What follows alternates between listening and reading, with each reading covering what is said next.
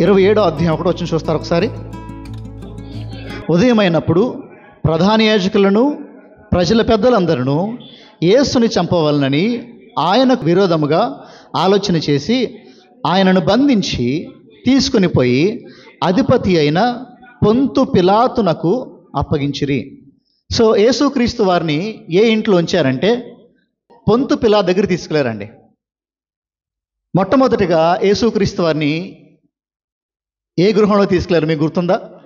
మొట్టమొదటిగా అన్న అనేవాడి గృహానికి తీసుకెళ్లారు. ప్రధాన యాజకుడు, ఆయన మాజీ ప్రధాన యాజకుడు.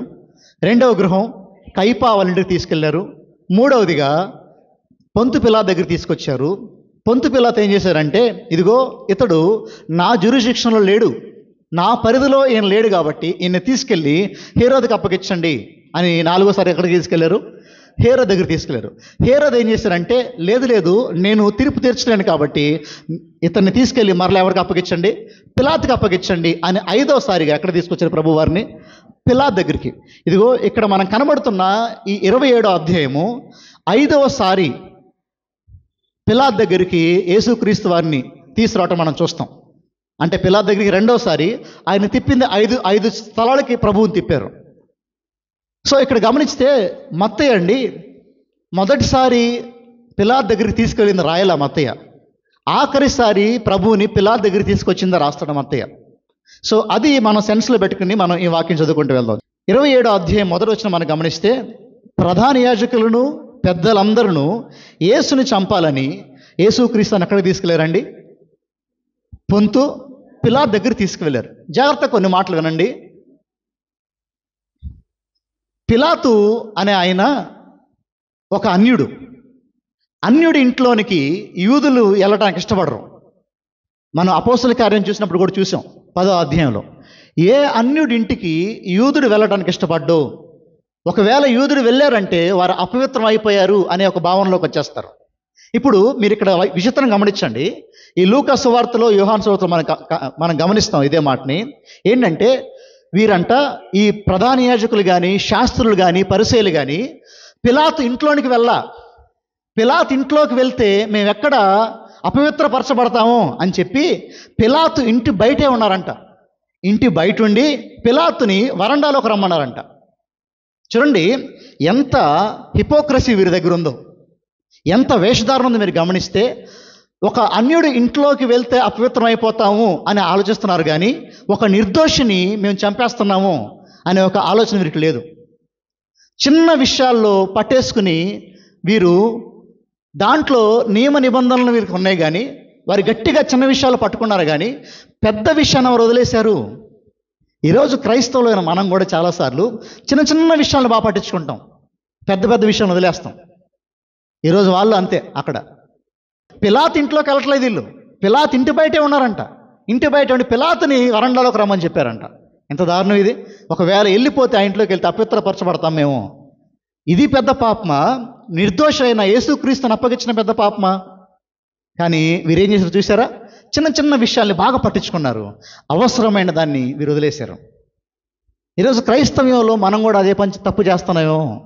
చిన్న విషయాలు చాలా పట్టించుకుంటాం క్రైస్తవులైన మనం, కానీ చేయవలసిన పనులు, మన వల్ల అయిన పనులు మనం చేయం చాలాసార్లు. అక్కడ ఈ పిలాతు యేసుక్రీస్తు ఒక మాట అడిగాడు, యూదుల రాజువి చెప్పండి. ఆ ప్రశ్న ఏంటి తెలుసా? చెప్పండి. యూదుల రాజువి. మత్తయి సువార్త ఎక్కడ మొదలైందో మీరు గమనించారా? మత్తయి సువార్తలో మొట్టమొదటి ప్రశ్న, యూదుల రాజుగా పుట్టినవాడు ఎక్కడ? పిలాతు అడుగుతున్న ప్రశ్న, యూదుల రాజు నీవేనా? ఆ మాట మీరు గమనిస్తే అది వ్యంగ్యంగా అంటున్న మాట. నువ్వా యూదుల రాజువి? Are you the king of Jews? నువ్వా యూదుల రాజువి? రాజు అనేవాడు గంభీరంగా ఉంటాడు, రాజు అనేవాడు చాలా ఇదిగో వైభవంగా ఉంటాడు. నువ్వేమో మొహాల పిడుగుతులు గుద్దించుకున్నావు, నీ మొహాన్ని రక్తం కారుతోంది, మొహం ఉబ్బిపోయింది నీది, అందరూ కొడుతున్నారు, గేలు చేస్తున్నారు నిన్ను. నువ్వేంటి యూదుల రాజువి? నువ్వా యూదుల రాజువి? నువ్వు రాజువా అని పిలాతు యేసుక్రీస్తు వారిని స్ట్రెస్ చేసి మాట్లాడుతున్నమాట. నువ్వా యూదుల రాజువి? నీకంత ఛాన్స్ లేదు కదా. అప్పుడు యేసుక్రీస్తు అన్నారు తెలుసా, నీవు అన్నట్టే, యాజ్ యు సెడ్, నీవన్నట్టే నేను యూదుల రాజుని. తర్వాత చూద్దాం కింద. ప్రధాన యాజకులను పెద్దలను ఆయన మీద నేరం మోపినప్పుడు ఆయన ప్రత్యుత్తరమేమీ ఇయ్యలేదు. ఆయన మీద నేరం మోపారు, అనేక అబద్ధాలు చెప్తున్నారు, ఆయన ఏ ప్రత్యుత్తరం ఇవ్వలేదంట. ఒక్క మాట బదులివ్వట్లేదు యేసుక్రీస్తు వారు. ఆయన మీద అబద్ధ సాక్ష్యాలు చెప్తున్నారు యేసుక్రీస్తు వారి మీద. ఆయన మీద దైవదూషణ చేశారని నేరం మోపుతున్నారు యేసుక్రీస్తు వారి మీద. అనేక నేరాలు ప్రభు మీద మోపుతున్నప్పుడు యేసుక్రీస్తు వారు నోరు తెరవకుండా మౌనముగా ఉన్నాడంట. తర్వాత చూద్దామండి. కాబట్టి పిలాతు, నీ మీద వీరింటి నేరములు మోపుచున్నారే, నీ వినలేదా అని ఆయన అడిగాను. అయితే ఆయన ఒక్క మాటకైనను అతనికి ఉత్తరమేయలేదు గనుక అధిపతి మిక్కిలి ఆశ్చర్యపడ్డాడంట. యేసుక్రీస్తు వారి మీద అక్కడున్న శాస్త్రులు, పరిసయ్యులు, మత పెద్దలు అందరూ రకరకాల నేరాలు మోపుతున్నారు. ఈయన ఆ పాపం చేశాడు, ఈయన ఆ తప్పు చేశాడు అని అబద్ధ సాక్ష్యాలు చాలా మోపుతున్నారు. కానీ యేసుక్రీస్తు వారు ఏ మాట మాట్లాడలేదంట, మౌనముగా ఉన్నాడంట. ఇది పిలాతుకి మిక్కిలి ఆశ్చర్యం కలిగించింది. ఎందుకు కలిగించింది పిలాతుకి ఆ మాట? ఎందుకు యేసుక్రీస్తు మౌనము పిలాతుకి ఆశ్చర్యం కలిగించింది? ఎందుకంటే యేసుక్రీస్తు స్థానంలో పిలాతు అనేక మందికి తీర్పు తీర్చాడు. కొన్ని వందల మందికి పిలాతు తీర్పు తీర్చాడు. పిలాతు ముందు నిలబడినప్పుడు వారందరూ భయంతో వణికిపోయేవాళ్ళు, పిలాతు ఎక్కడ మమ్మల్ని చంపేస్తాడో అని చెప్పి. పిలాతు ముందు నిలబడినప్పుడు, నేరాలు మోపినప్పుడు వారు బూతులాడేవారు. అక్కడున్నవారు, నేను పాపం చేయలేదు, నన్ను వదిలేయండి అని చెప్పి. పిలాతు ముందు నిలబడినప్పుడు మరణ భయంతో వారు ఊగిపోయేవారు. కానీ ఈయనేంటి విచిత్రంగా ఉన్నాడు, ఈయనలో మరణ భయం లేదు, ఈయన ఏం మాట్లాడట్లేదు, ఈయనేం ప్రత్యుత్తరం ఇవ్వట్లేదు, మౌనముగా ఇలా మెజెస్టిక్గా నిలబడి ఉన్నాడు ఈయన. ఎంత కామ్గా ఉన్నాడు ఈయన. అందరూ అనేక నేరాలు మోపుతుంటే ఇతని ముందు వచ్చిన, యేసుక్రీస్తు ముందు వచ్చిన చాలామంది భయపడిపోయారు, బూతులాడారు, నాకు మరణం వద్దు అని బతిమలాడారు, వేడుకున్నారు. కానీ ఈ యేసుక్రీస్తు ఏంటి, ఎవరైనా మౌనంగా ఉన్నాడు. అంతమంది అన్ని మాట్లాడినా సరే పిలాతుకి ఆశ్చర్యం వేసిందంట. యేసుక్రీస్తు మెజెస్టీ చూసి, యేసుక్రీస్తు యొక్క ఆ టీవీ చూసి పిలాతుకి ఆశ్చర్యం వేసిందంట. మిక్కిలి ఆశ్చర్యపడ్డాడు. ఆశ్చర్యం వేసింది పిలాతుకి. ఇలాంటి మనిషిని నేను ఎప్పుడు చూడలేదు అనుకున్నాడు పిలాతు. ఇప్పుడు దాకా కొన్ని వందల మందికి నేను మరణశిక్ష చేశాను. పిలాతు అనేవాడండి బహు కిరాతకుడు. పిలాతు అనే ఈ అధిపతి, ఈ నాయకుడు, పిలాతు అనే ఈ రాజు బహుభయంకరుడైన, చాలా క్రూయల్ మెంటాలిటీ మనిషిది. చాలా క్రూరమైన వాడు పిలాతు అనేవాడు. జనులు ఏమనుకుంటున్నారో, ఎవరేమనుకుంటున్నారో అని ఆలోచించేవాడు కాదు. అతనికి అనిపించిందా చంపేసేవాడు ఎంతమందినైనా సరే. అనేక మంది నిర్దాక్షిణ్యంగా నరికేశాడు పిలాతు. ఆ రోజుల్లో చంపించేశాడు పిలాతు నిర్దాక్షిణ్యంగా. అంతమందిని చంపిన హిస్టరీ పిలాతుకు ఉంది. ఈ పిలాతు యేసుక్రీస్తుని చూసి ఏమైపోతున్నాడంట, మిక్కిలి ఆశ్చర్యపడ్డాడు, ఎంతో ఆశ్చర్యపడ్డాడు. ఆ మౌనం వెనకాల చేతగంతనం లేదు. మీరు గమనించాలి, యేసుక్రీస్తు మౌనం వెనకాల చేతగంతనం లేదు. యేసుక్రీస్తు మౌనం వెనకాల ఆయన ఏం చేయలేక నిస్సహాయ స్థితిలో ఆయన నిలబడలేదు. ఆయన చేయగలిగి ఉండి కూడా, ఆయన సామర్థ్యం ఉండి కూడా, మనం మాట్లాడుకున్నాం కదా, ఆయన ఒక్క మాట మాట్లాడితే 12 సేనా వ్యూహాల దేవదూతలు ఏమవుతాయంట, కిందకు వస్తాయి. ఒక్క మాట ఆయన పలికితే భూమి అంతా నాశనం అయిపోద్ది. కానీ ఆయన చేయగలిగి ఉండి కూడా ఆయన మౌని ఉండటం, ఆ మెజెస్టీని, ఆ టీవీని పిలాతు చూసి ఆశ్చర్యపడ్డాడంట. తర్వాత వచ్చిన మనం గమనిస్తే, జనులు కోరుకున్న ఒక ఖైదీని పండుగలు విడుదల చేయట అధిపతికి వాడుక. యేసుక్రీస్తుని చూశాడు పిలాతు, అనుకున్నాడు ఇతన్ని ఎలాగైనా విడిపించే మార్గం చూద్దాం అనుకుని పిలాతుకి ఏం ఐడియా వచ్చిందంటే, ఏం ఆలోచన వచ్చిందంటే, ప్రతి పండక్కి జైల్లో ఉన్న ఒకరిని విడుదల చేస్తారు. ఖైదీ అని ముద్ర వేయబడిన వాడిని ఒకరిని విడుదల చేస్తారు ఆ ప్రతి పండక్కి. సో ఆ రోజు పండగ దినం అది, పస్కా పండగ దినం అది. ఆ రోజు ఎవరైనా ఒక ఖైదీని విడుదల చేయాలి. అప్పుడు పిలాతుకి ఐడియా వచ్చి అన్నాడు, ఇదిగో చూడండమ్మా, ఆ కాలమందు బరబ్బా అను ప్రసిద్ధుడైన యొక్క ఖైదీ చెరసాలలో ఉండెను. కాబట్టి జనులు కూడా వచ్చినప్పుడు పిలాతు, నేనెవరిని విడుదల చేయవలనని మీరు కోరుచున్నారు, బరబ్బానా లేక క్రీస్తు అనబడిన యేసునా? చూసారా, పిలాతుకి ఒక ఆలోచన వచ్చి చెప్పాడు, ఇది పండగ దినం కదా, ఈ పండగ దినాన్న మనం ఎవరిని విడుదల చేస్తాం, ఎవరిని విడుదల చేయమంటారు? బరబ్బా అనే ఒక దొంగోడు ఉన్నాడు, బరబ్బా అనే ఒక హంతకుడు ఉన్నాడు, బరబ్బా అనే ఒక కిరాతకుడు ఉన్నాడు. అతన్ని విడుదల చేద్దామా, యేసుక్రీస్తుని విడుదల చేద్దామా, యేసు అనబడిన ఈయన్ని మనం విడుదల చేద్దామా అనగాడంట పిలాతు. అప్పుడు చూడండి, ఏలయనగా వారు అసూయ చేత ఆయనను అప్పగించిరని అతడు ఎరిగి ఉండెను. పిలాతుకి అర్థమైంది ఈ మాట.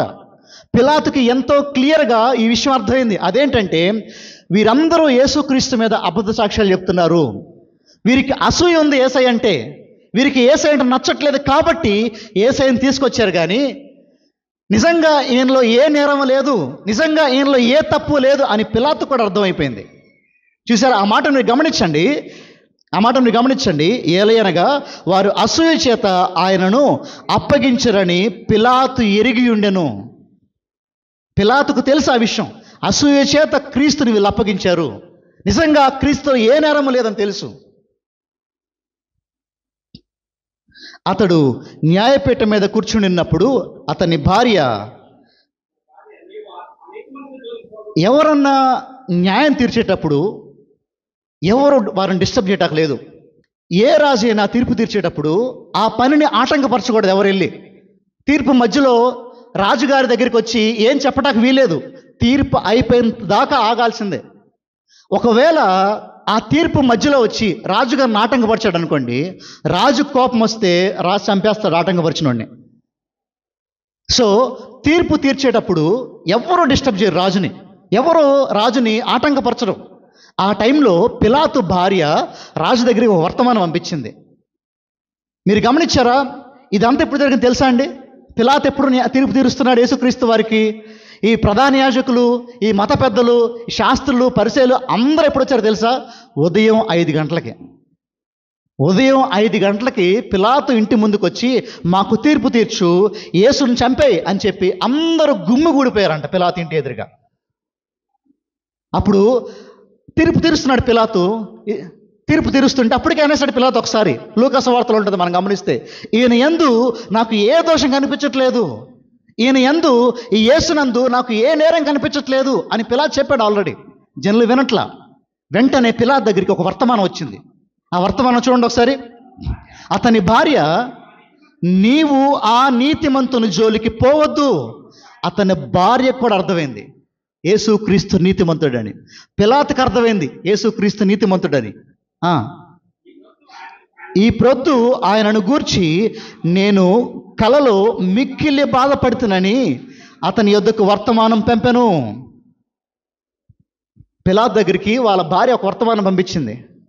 ఆయన ముట్టుకోవద్దు, ఆయనకి ఏ శిక్ష విధించవద్దు, ఎందుకంటే ఆయన నీతిమంతుడు, నిరపరాధి మీద నువ్వు శిక్ష మోపొద్దు అని భార్య భర్తకి ఒక వర్తమానం పంపించింది. ఇక్కడ మీరు గమనించండి, పిలాతు కండిషన్ మీరు గమనించండి. ఇతని భార్య పిలాతుకి వర్తమానం పంపించేలోపు వీళ్ళేం చేసి చూద్దాం ఒకసారి. ప్రధాన యాజకులను, పెద్దలను బరబ్బాను విడిపించమని అడుగుటకు, యేసుని సంహరించుటకును జనసమూహమును ప్రేరేపించారు. ఈ గ్యాప్లో, ఈ పిలాతు భార్య పిలాతుకి పంపించిన మెసేజ్ గ్యాప్లో ఈ ప్రధాన యాజకులు అందరూ కలిసి యూదులు అందరినీ ప్రేరేపిస్తున్నారు, రండి అందరం పిలాతు దగ్గరికి వెళ్ళిపోదాం, పిలాతు దగ్గరికి వెళ్ళి యేసయ్యని చంపాలి, బరబ్బా మాకు కావాలి అని అడుగుదాం రండి అని చెప్పి అందరిని తీసుకెళ్ళిపోయారంట. అప్పుడు చూడండమ్మా, అధిపతి, ఈ ఇద్దరిలో నేను ఎవరిని విడుదల చేయవాలని మీరు కోరుచున్నారని వారిని అడిగగా వారు బరబ్బానే అనిరి. అప్పటికి మళ్ళా అడిగాడు పిలాతు, ఇది రెండోసారి, ఎవరిని విడుదల చేయాలి? ఈ భయంకరమైన బరబ్బాని విడుదల చేయాలా? ఈ నీతిమంతుడు ఏ నేరమో తెలియని క్రీస్తుని విడుదల చేయాలా? అడిగినప్పుడు జనులందరూ మళ్ళా అన్నారంట, ఏమన్నారంట, మాకు బరబ్బానే కావాలి, ఆ దొంగని విడుదల చేయండి, యేసుక్రీస్తుని చంపేయండి అని చెప్పారంట. అందుకు పిలాతు, అలాగైతే క్రీస్తు అనబడిన యేసును ఏమి చేతునని వారిని అడగగా, చాలు చాలు, క్రీస్తు అనబడిన యేసును ఏమి చేతును, ఈ మాట ప్రతి క్రైస్తవుడు ఎదుర్కోవాల్సిన మాట. ఎవ్రీ క్రిస్టియన్, క్రీస్తు నామాన్ని తెలిసిన ప్రతి ఒక్కడు ఎదుర్కోవాల్సిన మాట. చూసారా, చదువుతారా ఆ మాటను ఒకసారి?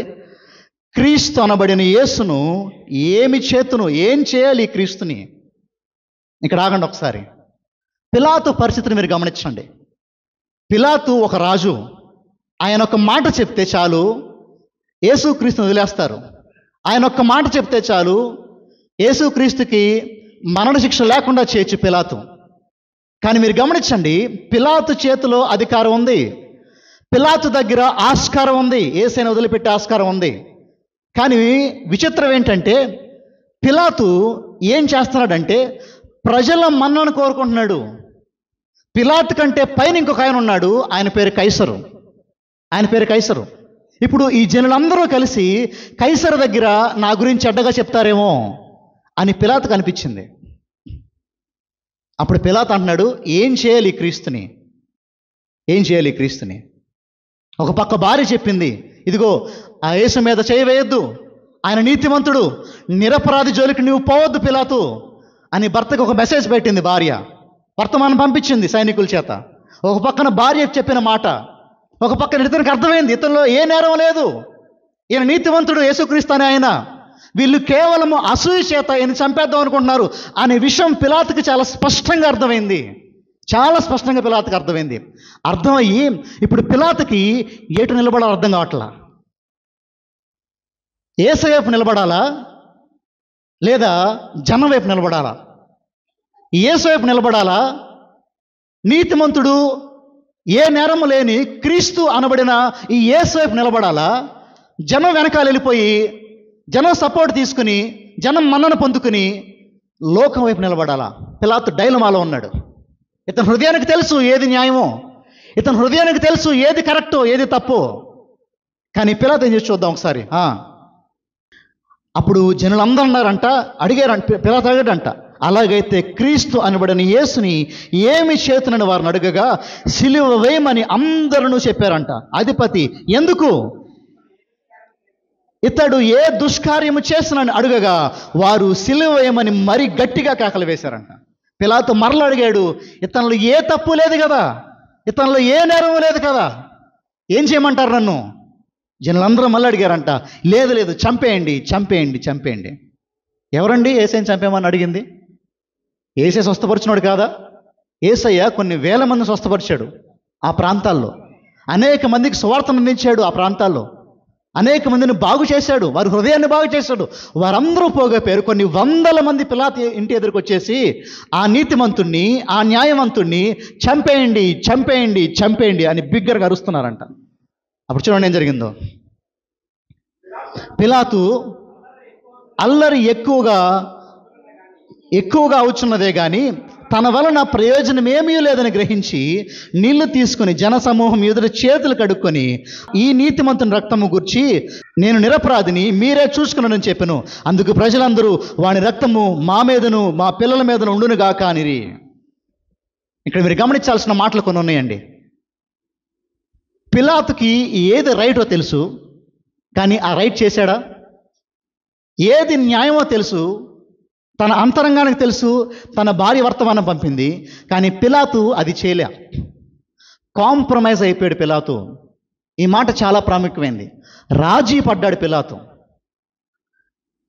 ఎందుకు రాజీ పడ్డాడు తెలుసా? నీతి న్యాయం తెలిసి అతని అధికారం ఎక్కడ పోద్దో, అతనికున్న ఆ పదవి ఎక్కడ పోద్దో అని చెప్పి పిలాతు రాజీ పడ్డాడు. న్యాయాన్ని వదిలేశాడు పిలాతు, నీతిని వదిలేశాడు పిలాతు. ఏది రైట్ పిలాతుకు తెలిసి కూడా పిలాతు చేయలేదు. కాంప్రమైజ్ అయిపోయి పిలాతు రాజీ పడ్డాడు పిలాతు తన జీవితంలో. ఇది మనందరికీ అర్థం కావాల్సిన మాట, ముఖ్యంగా క్రైస్తవులైన నీకు నాకు అర్థం కావాల్సిన మాట ఈ మాట, కాంప్రమైజ్ అనే మాట. ఈరోజు ఈజీగా మనం ఇదిగో యేసుక్రీస్తుని ఏం చేస్తున్నాం మనకు అర్థం కావట్లా. పిలాతుకి క్లియర్గా ఉన్నాయండి విషయాలన్నీ. పిలాతుకు తెలియదా ఇతను ఏ అన్యాయం చేయలేదని? పిలాతుకు తెలియదా ఇతనిలో ఏ పాపం ఏ దోషం లేదని చెప్పి? అతని భార్య కూడా చెప్పింది పిలాతుకి, పిలాతు ఏం చేయొద్దు, యేసుక్రీస్తుని న్యాయంగా తీర్పు తీర్చి పిలాతు అని చెప్పినా సరే తన అధికారం పోకూడదని చెప్పి, జనుల ముందు అతనుకున్న పలుకుబడి పోకూడదని చెప్పి పిలాతు ఏం చేశాడు? యేసుక్రీస్తు వారిని చంపేటాకు అప్పగిచ్చేశాడు పిలాతు. మీ ఇష్టం, మీరు చూసుకోండి, నాకేం సంబంధం లేదు. ఈరోజు ఇదే ఒక ధోరణి మనలో కూడా ఉంటుంది, ఇదే ఒక ధోరణి క్రైస్తవులు కూడా ఉంటుంది. జనం ఏమనుకుంటారోనండి, జనం ఏమనుకుంటారోనండి.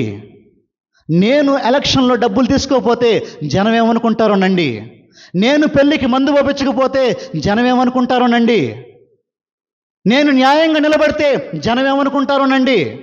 నేను అక్రమం చేయొద్దని చెప్తే జనం ఏమనుకుంటారోనండి. నేను న్యాయం వైపు మాట్లాడితే జనం ఏమనుకుంటారోనండి. నేను మౌనంగా ఉంటాను చాలు. కాంప్రమైజ్. ఈ రాజీ పట్టం అనే విషయం ఏంటి చెప్పనా? స్పిరిచువల్ అడల్టరీ రాజీ పట్టం అనేది. ఒక మనిషి కాంప్రమైజ్ అవటం అంటే ఏంటంటే, క్రీస్తుని ఎరిగినవాడు, యేసయ్యని తెలిసినది కాంప్రమైజ్ అంటే రాజీ పట్టం. ఏముందిలే జనం కోరుకుంటున్నారు కదా అని నువ్వు వదిలేస్తున్నావంటే దాని అర్థం ఏంటంటే నువ్వు ఆధ్యాత్మిక వ్యభిచారం అని నీకు అర్థం కావాలి. ఆధ్యాత్మిక వ్యభిచారం చేస్తున్నాం చాలాసార్లు మనం జనం కోసం. ఈరోజు ఒక ప్రశ్న మనం అడగాల్సిన విషయం ఏంటంటే, జనం ఏమనుకుంటున్నారో కాదు, క్రీస్తు ఏమనుకుంటున్నాడు నా జీవితంలో. ఈ మాట గమనించండి. పిలాతు అడిగిన చాలా మేజర్ ప్రశ్న, చాలా గొప్ప ప్రశ్న. అలాగైతే క్రీస్తు అనబడిన యేసుని ఏం చేయాలి? ఈరోజు మిమ్మల్ని మన ముందు సూటిగా తగులుతున్న ప్రశ్న ఇది. నీ ఆధ్యాత్మిక జీవితంలో, నీ జీవితంలో నువ్వు ముందెళ్తున్నప్పుడు క్రీస్తుని నువ్వేం చేస్తున్నావు? రాజీ పడుతున్నావా? క్రీస్తుని గెలిపిస్తున్నావా? వదిలేస్తున్నావా అందరి కోసం? క్రీస్తుని పట్టుకుని నువ్వు పైకి వెళ్తున్నావా, ముందుకెళ్తున్నావా? ఈరోజు క్రీస్తుని పట్టుకుని ముందుకెళ్తే పిలాతుకు ఉద్యోగం ఊడిపోద్ది. క్రీస్తుని పట్టుకుని క్రీస్తు న్యాయవంతుడు, ఇతనిలో ఏ తప్పు లేదు అని చెప్తే పిలాతు పదవి పోద్ది. అంత మాత్రమే కాదు, పిలాతు చంపవేయబడొచ్చు కూడా కైసర్ ద్వారా. ఈరోజు నా మాట జాగ్రత్తగా వినండి. న్యాయం తరపు నిలబడాలి అంటే, క్రీస్తు వైపు నిలబడాలి అంటే కొన్నిసార్లు కోల్పోవాలి, కొన్నిసార్లు వదులుకోవాలి, కొన్నిసార్లు మన దగ్గర ఉన్నన్ని పోతే. అయినా సిద్ధపడొచ్చావా? నీవు క్రైస్తవురాలివి, నీవు క్రైస్తవుడివి. అన్నీ బాగున్నప్పుడు అందరు వస్తారు. పిలాతు మీద ప్రెషర్ లేదనుకోండి, పిలాతు మీద ఒత్తిడి లేదనుకోండి, పిలాతు వెంటనే చెప్పేసేవాడు. ఏం చెప్పాడు తెలుసా? ఇదిగో ఇతనిలో ఏ న్యాయం లేదని పంపించేయండి అనేవాడే. పిలాతు మీద ఒత్తిడి ఎక్కువైపోయింది. పిలాతు మీద ప్రజల ఒత్తిడి బాగా ఎక్కువైపోయింది. ఆ ఎక్కువైపోవటం అతడు ప్రజల ఒత్తిడికి లోబడ్డాడే కానీ క్రీస్తుకు లోబడలేకపోయాడు. సంగమా, ఈ మాట మీకు చాలా సరిగా అర్థం కావాల్సిన మాట ఇది. జనుల నుంచి, ఈ లోకం నుంచి మనకి ఒత్తిడి ఎప్పుడూ వస్తూనే ఉంటుందండి. ఈరోజు మన ఆలోచన కూడా అంతే ఉంటుంది. నాకు అది రైట్ అని తెలుసండి, కానీ జనం ఏమనుకుంటారోనండి. నాకు అది కరెక్ట్ అని తెలుసండి, కానీ జనం ఏమనుకుంటారోనండి. జనం ఎలా అనుకుంటున్నారండి, జనం అలా అనుకుంటున్నారండి, నలుగురు ఏమనుకుంటారోనండి. క్రీస్తు ఏమనుకుంటున్నాడండి? What was Christ thinking about me? క్రీస్తు నా విషయంలో ఏమనుకుంటున్నాడండి? ఇది మానేసాం పిలాతులాగా. న్యాయం వదిలేసాం. న్యాయపీఠం మీద నిలబడి పిలాతు న్యాయం మాట్లాడాల. న్యాయపీఠం దగ్గర కూర్చుని పిలాతు న్యాయం మాట్లాడలా. ఈరోజు క్రీస్తుని ఎరిగి మనం న్యాయం వదిలేసాం. తెలుసు, you know what is right. ఏది న్యాయమో, ఏది సత్యమో, ఎటు నిలబడితే నీకేమవుద్దో నీకు బాగా తెలుసు. కానీ ఆ వెల చెల్లించడానికి నీకు భయం వేస్తుంది. నేను మరలా చెప్తున్నాను, క్రీస్తు కోసం నిలబడితే వెల చెల్లించాలి. You have to pay a prize. వెల చెల్లించకుండా ఈజీగా క్రైస్తవుని అవుతానండి అంటే అది బూటకం. అది నువ్వైనా నేనైనా. వెల చెల్లించకుండా పూల మార్గంలో నేను ఉంటానండి అంటే అది బూటకం. అది నువ్వైనా, అది నేనైనా, ఎవరైనా సరే. There is a prize. ఆ రోజు పిలాతుకు ఒక పరీక్ష పెట్టాడు దేవుడు. ఆ పరీక్షలో పిలాతు ఫెయిల్ అయిపోయి అంటున్నాడు, నాకేం సంబంధం లేదు, నా చేతులు కడుక్కుంటున్నాను అంటున్నాడు పిలాతు. ఏం చేశాడంటే పిలాతు తన చేతుల్ని కడుక్కున్నాడంట. దాని అర్థం ఏంటంటే, ఇదిగో ఇతని నేరము నాకు సంబంధం లేదు, ఇతన్ని మీరే చంపమన్నారు, నేను చంపుతున్నాను, నాకు సంబంధం లేదు. ఇతన్ని మీరే కోరుకున్నారు చంపమని, నేను మీకు ఆజ్ఞ ఇచ్చాను చంపమని, నాకేం సంబంధం లేదు. మీరు గమనించాలి, పిలాతుకు సంబంధం లేదా? చేతులు కడుక్కుంటే పోయే పాపమా అది? గుండు గీగించుకుంటే పోయే పాపమా అది? గుణదలు వెళ్తే పోయే పాపమా అది? ఈరోజు అర్థం చేసుకోవాలి.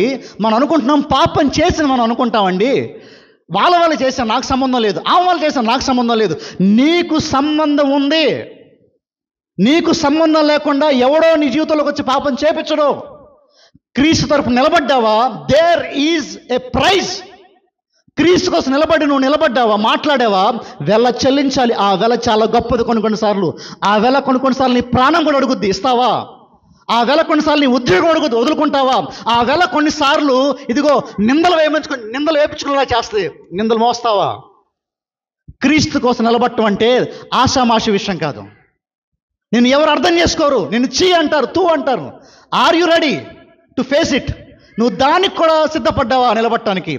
పిలాతు ఓడిపోయాడు, పిలాతు కాంప్రమైజ్ అయిపోయాడు. క్రైస్తవుడు కాంప్రమైజ్ అవ్వద్దు. క్రైస్తవురాలా, నువ్వు కాంప్రమైజ్ అవ్వద్దు. ప్రభు కోసం నిలబడు. అయితే క్రైస్ట్ ఆర్ నథింగ్, క్రీస్తా నథింగ్, అంతే, ఇంకేం లేదు, అంతే. క్రీస్తు కోసం నిలబడలేదా నీవు జీవితాంతం బాధపడతానే ఉంటావు. మీరు గమనించండి, పిలాతు చేతులు కడుక్కున్నాడంట. పిలాతు ఏం చేశాడు? చేయగడుక్కున్నాడు. నాకేం సంబంధం లేదండి, ఇదిగో ఇతను మొత్తం మీరే తీసుకోండి, చంపేసుకోండి, నాకు సంబంధం లేదు.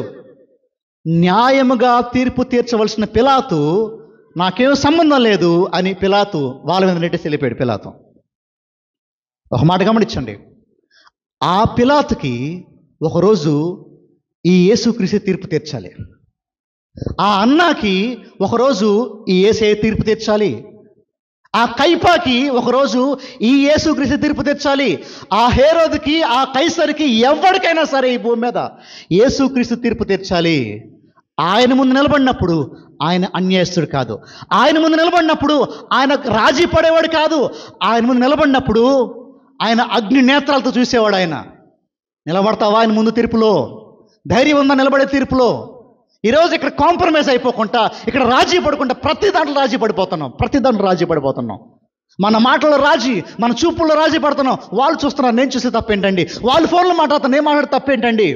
ఆమె చేస్తా, నేను చేస్తే తప్పేంటండి? రాజీ పడిపోవటం. రేపటి రోజున రాజీ పడే నీ జీవితాన్ని ప్రభు ముందు నిలబడితే ఏమైపోతావు? నేను ఏమైపోతావండి? అర్థం చేసుకోవాలి. ఈ అన్యాయపు తీర్పు తెచ్చిన పిలాతు ఒకానొక రోజు న్యాయమైన తీర్పు తెచ్చి క్రీస్తు ఎదుట నిలబడాల్సిందే. ఈరోజు క్రీస్తుని కోసం నిలబడితే భయపడుతున్నావే కొన్ని కోల్పోవాలని. రేపటి రోజు నువ్వు, నేను, అందరం ఆయన దగ్గర నిలబడాల్సిందే. అప్పుడు అడుగుతాడు, ఇదిగో అమ్మా, నీకు ఆ పరిస్థితి ఇచ్చాను కదా, నీకు ఆ సిచ్యువేషన్ ఇచ్చాను కదా, నువ్వేం చేసావు ఆ పరిస్థితుల్లో? రాజీ పడ్డావా? నా కోసం నిలబడ్డావా? క్రీస్తు కోసం నిలబడటం కష్టం. జనులు అన్నారంట, చూసారా? జనులు ఏమన్నారు చూసారా? ఈ నీతిమంతుని రక్తము గూర్చి నేను నిరపరాధిని, మీరే చూసుకున్నాడు అని చెప్పిన. అప్పటికి కూడా పిలాతు ఏమంటున్నాడు తెలుసా? యేసుక్రీస్తు నీతిమంతుడు, క్రైస్ట్ ఈజ్ రైచియస్. అర్థమైంది పిలాతుకి, ఈయన నీతిమంతుడే అర్థమైంది. కానీ చంపేయమంటున్నాడు పిలాతు. ఇది ఎక్కడ న్యాయం అండి? What kind of justice is this? ఇది ఎక్కడ న్యాయం? ఏ నేరం చేయలేదంట యేసుక్రీస్తు, కానీ చంపేయాలంట. ఆయన మీద నేరం మోపటం వాళ్ళకి చేతగాల. ఫస్ట్ అన్న ఇంటికి తీసుకెళ్లారు, కైపా ఇంటికి తీసుకెళ్లారు, పిలాతు దగ్గర తీసుకొచ్చారు, హేరో దగ్గర తీసుకెళ్లారు, మరలా పిలాతు దగ్గర తీసుకొచ్చారు. 5 స్థలాలు మార్చినా సరే ఒక్క పాపం చూపించలేకపోయారు, ఒక్క తప్పు చూపించలేకపోయారు యేసుక్రీస్తు వారి మీద. యూదులందరూ ఒకటైపోయారు, శాస్త్రులు, పరిసయ్యులు. కానీ చివరికి అతను ఎంతగానో ప్రేమించిన యూదా కూడా అందరూ కలిసి ఒక్క చిన్న లోపం, ఒక్క చిన్న పాపం యేసయ్యలో చూపించలేకపోయారు. ఆయన పరిశుద్ధుడు, ఆ పరిశుద్ధ రక్తం నీ కోసం నా కోసం కార్చాడు. హి సచ్ ఎ హోలీ గాడ్. ఆయన నీతిమంతుడు. ఈరోజు మన కొరకు చిందించబడిన రక్తం అది ఏదో ఒక గొర్రె రక్తం కాదండి, అది నిరపరాధిని యొక్క రక్తం. సాక్షాత్తు దైవ కుమారుని యొక్క రక్తం ప్రభు మన కోసం కార్చింది. అర్థం చేసుకున్నది అయితే ఈ మాటని. అప్పుడు వాళ్ళందరూ అన్నారంట, చూడండి వాళ్ళు ఏమన్నారు? అందుకు ప్రజలందరూ వాని రక్తము మా మీదను మా పిల్లల మీదను ఉండుగాక అనిరి. ఎంత భయంకరం అండి ఇది! ఒక నీతిమంతుని పట్టుకుని చంపేయటం మాత్రమే కాక, ఒకవేళ ఏదన్నా నేరం ఉంటే ఆ నేరం ఎవరికి రావాలంట? యూదులైన మా మీదకి, మా పిల్లల మీదకి వచ్చిన కాక అన్నారు. అందుకని యూదా దేశం మీద ఇప్పుడు దాకా భయంకరమైన ఇదిగో అణిచివేత జరుగుతూనే ఉంది యూదా దేశం మీద. ఇప్పుడు యూదులు కోలుకుంటున్నారు అనే మాటకు సాదృశ్యం ఏంటంటే దేవుని రెండో రాకడ సమీపంగా ఉందనే విషయం. అర్థం చేసుకునేది ఈ మాటని. ఆ రోజు యూదులు అన్న మాట వారి జీవితాలకి, వారి పిల్లలకి ఎంతో నష్టాన్ని తెచ్చింది. నేను ఒక మాట చెప్పనా? న్యాయమేదో తెలిసి కూడా దాని తరపు నిలబడకపోతే, నీతి ఏదో తెలిసి కూడా నువ్వు చేయకపోతే, మీరు వినండి సంగం ఈ మాట, పాపం అంటే మనం ఏమంటామంటే, వాట్ ఈజ్ సిన్? పాపం అంటే ఏంటండి అంటే మనం ఏమంటామంటే, చేయకూడదు చేయటం పాపం అండి అంటాం. అన్యాయం చేయకూడదు, చేసాం పాపం. వ్యభిచారం ఆడకూడదు, ఆడేం పాపం. దొంగతనం చేయకూడదు, చేసాం పాపం. చేయకూడదు చేయటం పాపం అండి అంటాం. కానీ బైబిల్ చెప్తుంది, చేయవలసింది చేయకపోవటం కూడా పాపమే. నువ్వేది చేయాలో అది చేయట్లేదంటే అది పాపమే. నీకు తెలుసు మనుషుడా, ఏది ఉత్తమమైందో, ఏది నీతి అయిందో నీకు తెలుసు. అది తెలిసి కూడా నువ్వు చేయట్లేదంటే నువ్వు భయంకరమైన పాపం చేస్తున్నావు. భలేవారే అండి, నేను వ్యభిచారం చేయట్లేదు కదా, నేను దొంగతనం చేయట్లేదు కదా, నేను ఫోనోగ్రఫీ చూడట్లేదు కదా, నేను ఇంకా ఏ భయంకరమైన పాపం చేయట్లేదు కదా అనుకోవచ్చు నువ్వు. కానీ చేయవలసింది నువ్వు చేయకపోయినా కూడా అది పాపమే. పిలాతు అనుకున్నాడు ఇంకా ఏంతో నాకు సంబంధం లేదనుకున్నాడు. కానీ చరిత్ర చెప్తుంది, పిలాతుని అపోస్తలుల క్రీడ అని ఒక విషయం ఉంటుందండి. అపోస్తలుల క్రీడ అని ఒక మాట ఉంటుంది. విశ్వాస ప్రమాణాలు అంటారు. విశ్వాస ప్రమాణాల్లో అది ఆదిమ సంఘం రాసిన ప్రమాణం, అది అప్పుడెప్పుడో రాసిన ప్రమాణాలు. అది పిలాతు అన్నాడు, ఇతనితో నాకు ఏ సంబంధం లేదు అన్నాడు. ఆ ప్రమాణం ఏముంటుందో తెలుసా? పొంతు పిలాతు కాలం ముందు బాధ పెట్టబడి అనే మాట ఉంటుంది క్రీస్తుని గురించి. మీరు గమనించారు ఈ మాట? పిలాతు అనుకున్నాడు నాకు సంబంధం లేదులే అనుకున్నాడు. కానీ దేవుడు వదిలేశాడా పిలాతుని? ఇది నిజంగా మనకు అర్థం కావాల్సిన మాట అండి. ఇప్పుడు చూడండి, ఆఖరికి ఒక మాట చెప్పి నేను ముగిచ్చేస్తాను. అక్కడ మనం గమనిస్తే పిలాతు సాక్షాత్తు ఎవరి ముందు ఎవరికి తీర్పు తీరుస్తున్నాడు? పిలాతు ఎవరికి తీర్పు తీస్తున్నాడు? పిలాతు హీఈస్ వెరీ క్లోజ్. పిలాతు చాలా క్లోజ్గా ఉన్నాడు క్రీస్తు దగ్గర, చాలా దగ్గరగా క్రీస్తు దగ్గరకు వచ్చాడు. కానీ మారు మనసు పొందాడా, వదిలేసుకుని నరకానికి వెళ్ళిపోయాడా? మీకు అర్థమవుతుందా? పిలాతు క్రీస్తుకు చాలా దగ్గరగా వచ్చాడు, క్రీస్తుని తెలుసుకున్నాడు, యూదుల రాజు వాడిని క్రీస్తు చెప్పిన సమాధానం విన్నాడు, అతనిలో ఏ నేరము లేదు, ఇతను నీతిని తెలుసుకున్నాడు, అన్నీ తెలిసి పిలాతుకి. కానీ పిలాతుకి మారు మనసు వచ్చిందంటారా? మారు మనసు వచ్చిందంటారా? మీరు ఈ మాట అర్థం కావాలి, మనకు భయం పుట్టించాలి ఈ మాట. ఏంటంటే క్రీస్తుకు ఎంతో దగ్గరగా ఉన్న పిలాతులు ఏం లేదు. ఇప్పుడు అర్థం చేసుకోండి, నేను క్రైస్తవురాలనండి, నేను క్రైస్తవుడినండి, నేను ఆదివారం గుడికి వెళ్తానండి, నేను రొట్టె తీసుకుంటున్నానండి, నేను నీళ్ళల్లో మునిగి బాప్టిజం తీసుకున్నానండి అని చెప్పుచున్న నీలో మారు మనసు ఉందా? నీవు ఈ టైంలో ఈ పాయింట్లో చనిపోతే, మరణిస్తే మన గతి ఏంటి? పరలోకమా నరకమా? ఈరోజు క్రీస్తుని దగ్గరగా వచ్చి వెళ్ళిపోయిన వాళ్ళు చాలామంది ఉన్నారు. యూదా క్రీస్తు పక్కనే ఉన్నాడు, మరణించాడు. క్రీస్తు దగ్గర ఉన్న నరకానికి వెళ్ళిపోయాడు. హేరోదు క్రీస్తు ఎదురుగా నిలబడి క్రీస్తుతో మాట్లాడే అవకాశం హేరోదుకు వచ్చింది, కానీ హేరోదు నరకానికి వెళ్ళిపోయాడు. ఈ శాస్త్రులు, పరిసయ్యులు, పెద్దలు అందరూ క్రీస్తుకు దగ్గరగా ఉన్న వాళ్ళే, కానీ మారు మనసు రాలా. ఈరోజు గుడికి వస్తే నీలో మారు మనసు ఉంది అనుకోవటం అవివేకం. గుడికి వస్తే నాకు మారు మనసు వచ్చేసిందండి అనుకోవటం అవివేకం. ఫలము, క్రియ కనిపించాలి. ఆ క్రియ ఏంటి? క్రీస్తు కోసం నిలబడటం, వెల చెల్లించి నిలబడటం. ఉద్యోగం పైన, వ్యాపారం పైన, మాట పైన, నింద అనుభవించిన, జనులు తూ అన్నా తాను ఏదన్నా సరే క్రీస్తు కోసం నిలబడటం. ఆ వెల, ఆ ఫలం అది మనలో ఉందా? అది మనలో ఉందా? పిలాతు దగ్గర అది లేదు. ఒక మాట చెప్పనా? ఈ లోకంలో నువ్వు ప్రభు కోసం ఏదైతే పడుతున్నావో దట్ ఈస్ ఆల్ వర్త్ అండి. అదంతా ఎంతో గొప్ప ఒక మూల్యాన్ని నీకు ఇస్తుంది పరలోకంలో. ఇక్కడ ఏ మాట నువ్వు పడినా, ఏ నింద అనుభవించినా, నీ క్రీస్తు కోసం ఉద్యోగం నువ్వు పోగొట్టుకున్నా, నిందలు పడినా, ఏమైపోయినా సరే పరలోకంలో దేవునికి ఎంతో గొప్ప బహుమానాన్ని ఇస్తాడు. అమ్మా, మన దేవుడు మంచివాడు, మన దేవుడు న్యాయవంతుడు, ఆయన లాంటి వాడు ఇంకెవడు లేడు. There is none like him. నువ్వు ఆయన నమ్ముకుని నువ్వు వెళ్ళిపోతే, ఆయన నమ్ముకుని నువ్వు కొన్ని నష్టపోయినా సరే, ఆయన నీకు ఎంతో వెల కట్టలేని సంతోషాన్ని, వెల కట్టలేని ఆనందాన్ని నీకు పరలోకంలో ఇస్తాడు. మనం అంటాం ఆ పరలోకం ఒకటి చూసాడులేండి, అది ఎవరికి కావాలండి, ఇక్కడ ఈ భూమి మీద బాబు, ఈ భూమి మీద కాదు, ఈ భూమి మీద కాదు, ఇది శాశ్వతం కాదు. 60 సంవత్సరాలే, 70 సంవత్సరాలే, కొన్ని వేల లక్షల కోట్ల సంవత్సరాలు రాబోతున్నాయి మన ముందు ఆ పరలోకంలో, ఆ నరకంలో. ఈరోజు మనం అది చూడకుండా ఈ భూమే అంటున్నావా, నువ్వు చాలా కోల్పోతావు. సహోదరులారా, మనకు కావాల్సింది జనం ఏమనుకుంటున్నారు కాదు, క్రీస్తు ఏమనుకుంటున్నాడు. అందుకని అపోస్తలులు అన్నారు, మేము మనుషులకు భయపడాలా, దేవునికి భయపడాలా? నీ జీవితంలో నిన్ను నువ్వు అడగాల్సిన ప్రశ్న, నువ్వు చేస్తున్న పనుల్లో, నువ్వు చేస్తున్న మోసాల్లో, నువ్వు చేస్తున్న అక్రమాల్లో, నువ్వు పెట్టుకున్న సంబంధాల్లో నువ్వు ఎవరిని సంతోషపెడుతున్నావు అంటే మనుషుల్ని. రాజీ పడొద్దు. క్రైస్తవుడు రాజీ పడొద్దు.